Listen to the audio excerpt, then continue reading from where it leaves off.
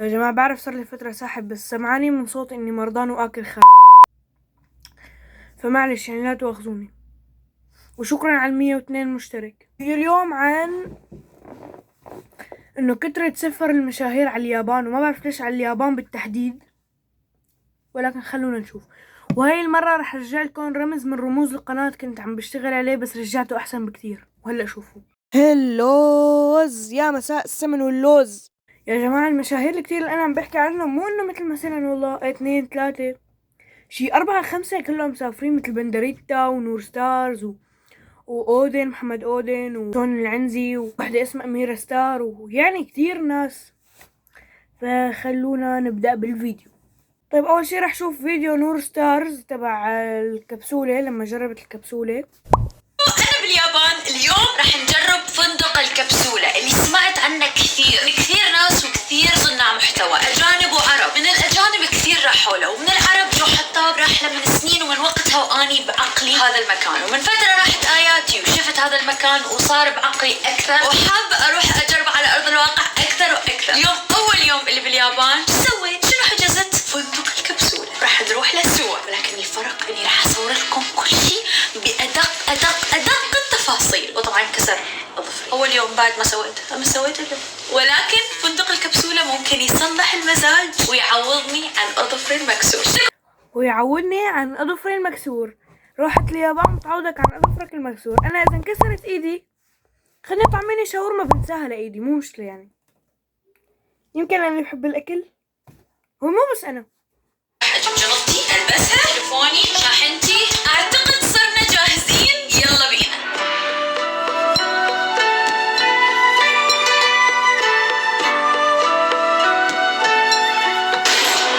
هذا أكتب شيء بكتب حياتي ونروح نشتري هذا التونة، بس أكو بعد واحد تونة في هاي أفرح بتونة. الله أوكي هذا الباقي ما أعرف شنو هذا، بس إحنا حنجيب هذا، نجيب التونة. طيب يا جماعة طبعا نور ستارز ما بطلت عاداتها بتملاية الفيديو بشغلات ابدا مو مهمة، فقط لتوصل الفيديو لوقت اطول. والمشكلة يا جماعة انه مدة الفيديو 16 دقيقة، يعني عشان عم تحط لقطات غبية ما كنت افهم. روحي اذا بتروحي يعني ما بعرف يعني انه ليش لا تطولي الفيديو لمدة 16 دقيقة عادي، وفيكي ما تحطي هاي اللقطات الغبية اللي بتحطيها دائما وتوصلي على 10 دقايق وخلص يجيك اعلانات منيح. بس لا، هاي صارت موضة نور ستارز، خلص تحط اشياء غبية مشان تملي الفيديو.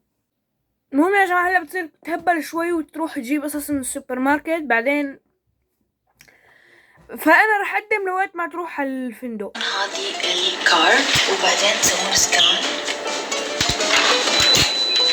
ويفتح. جايز تعالوا شوفوا شنو يعطوكم، خلينا نكتشف ماذا يوجد هنا. هاي ورقة بالقوانين اللي أكيد ما راح نتبعها، فرشة أسنان ومعجون، بيجامة، يس جايز بيجامة، وأخيرا مناشف. حاطين كل هالأشياء في هذا الكيس. صراحة مدلعين، يعني فندق ال5 نجوم ما ينطيكم بيجامة صراحة، في دلع. رح ناخذ نور هلا هن هون بيعطوا البيجامة مو مشان لانه مشان يعني حضرتك ترتاحي، يمكن مشان نظافة وتعقيم، لانه الكبسولة بيجي ما بعرف شو عم بحكي انا، ما بتوقع حكي صح. خلاص ولا شيء اعتبروه احذفوه من عائلكم، ما بدي احذفه بالمونتاج. خلونا نغير ونرجع. لبسنا البيجامة وجهزنا، حان الوقت ان نفوت ونشوف الكبسولة، لكن بدون الفلاش، بدون صوت، لانه الناس نايمة.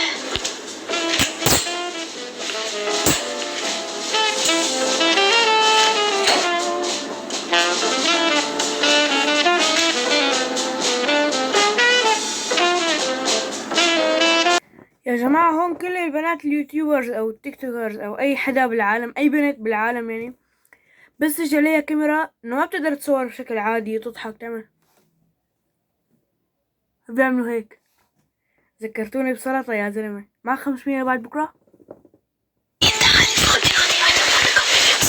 شوي اختلى نور ستارز اسمه بنين ولا نادين؟ الله يلعن ابو الموتورات. اختلى نور ستارز اسمه بنين ولا نادين؟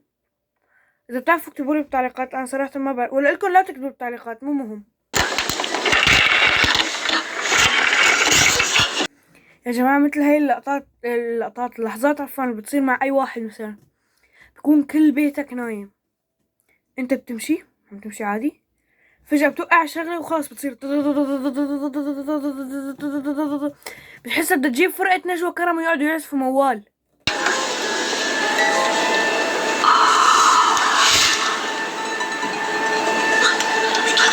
كبسولتك مسكونة بالأشباح. يعني نضل عم تلعب بالضوء لحتى يحترقوا، بس يحترق بيجي ابوك لا انت مو بالبيت، بس يحترق بيجي صاحب الفندق بيقلعكم وبيدفعكم حق الكبسولة. بسيطة. وبعدين ليش ماني كتير مستغربة كانت لما كانت عم تشغل ضوء وتطفيه، يعني انه يا ضوء يا مستحيل كمان بنضوي بتشغل يا مستحيل. كبسولتك مسكونة بالأشباح.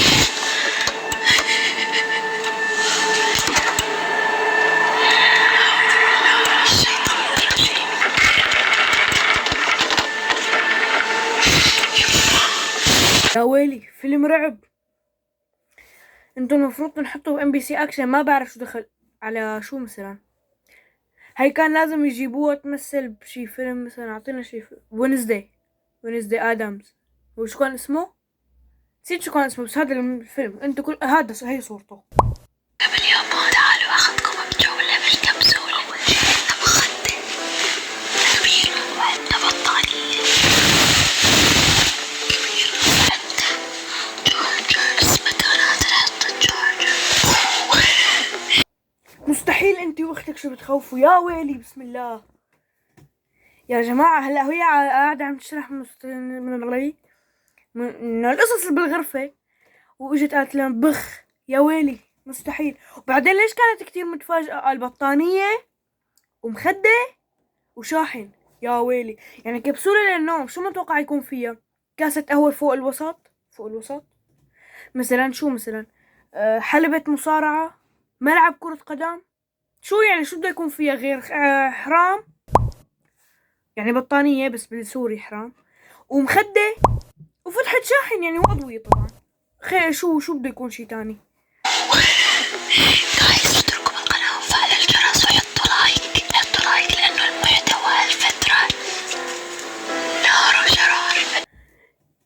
يا ويلي المحتوى شو نار وشرار؟ محتواك نور ستارز كتير نار وشرار، المحتوى نار وشرار.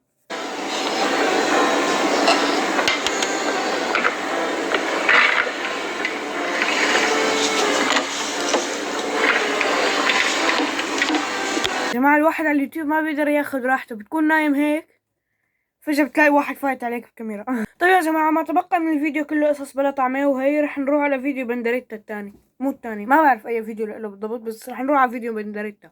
قصدي انه الفيديو التاني حيكون فيديو بندريتا. مع جد اعمل ردة فعل على فيديو بندريتا، لقيت الفيديو حلو ومتعوب عليه يعني في شغل، فهالمرة سماح. وبس يا جماعة بتوقع هي بيكون خلص مدة الفيديو، خلص الفيديو لليوم. ان شاء الله يكون عجبكم، ان شاء الله تكونوا استمتعتوا فيه. ان شاء الله ما يطلع اقل من ان شاء الله يطلع 10 دقايق، ما يطلع اقل من 10 دقايق، لانه اخر هالفترة ما عم بيطلع معي فيديوهات طويلة كتير. ويا جماعة بس لازم انا حابب منكم انكم تشكروا لي وتدعوا لي بالحمد لله. يعني شو الحمد لله؟ انه تدعوا لي يعني لك شلون يعني ايه، تدعوا لي بالشفاء وتشكروني لاني طفيت المكيف، وهون درجة الحرارة نار، ما بعرف كيف يعني 2 حرارة، وامريكا بتاخد معدل طب او رائد فضاء، ما بعرف مين المعدل الاكثر يعني، بس بتاخد المعدل الاكثر مشان تزبط النكتة. وبس يا جماعة هون بيكون خلص الفيديو لليوم، ان شاء الله يكون عجبكم. وبس يلا باي، انا رايح اكمل فيديو بندريتا لحالي.